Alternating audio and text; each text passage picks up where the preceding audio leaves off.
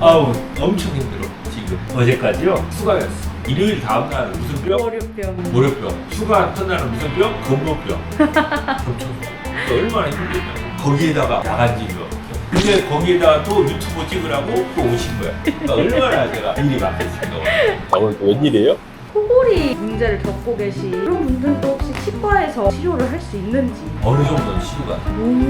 근데 이게 이비인후과적인 원인과 치과의 원인으로 따져서 볼 수 있어요. 치과에서 할 수 있는 거는 코골이 장치인데 코골이 장치를 통해서 치료할 수 있는 케이스가 있고 치료할 수 없는 케이스들이 있어요. 근데 그거를 감별을 잘 해야지 이게 진단이 중요해요. 코는 왜 부르는지 아세요?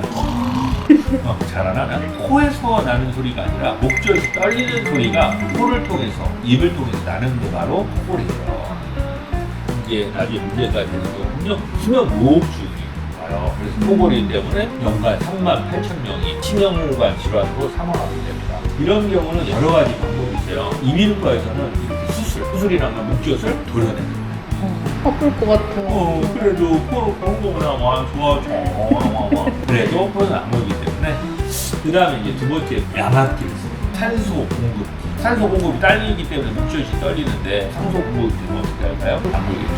근데 이게 뭐 호흡 상태도 아니고 이걸 끼고 주무시냐고 생각해봐요. 그래도 코 고는 건 나. 그러니까 끼는 거야. 힘들고 어려운 장치지만 마지막 방법이세요. 치과에서 하는 방법인데 이건 장치를 끼는 거예요. 아래쪽 하악을 중방으로 내밀게 하는 장치예요. 그러면 기도 스페이스가 이렇게 확보가 됩니다. 모든 기도가 열릴 수 있게끔 하기 때문에 목젖이 떨리는 소리가 안 들리는 이런 원리예요. 모든 방법 중에 치과 치료만 고집하시면 돼요, 안 돼요? 안 돼요.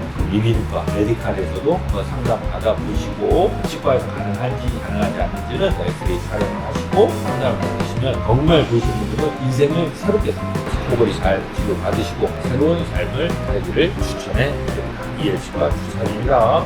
감사합니다.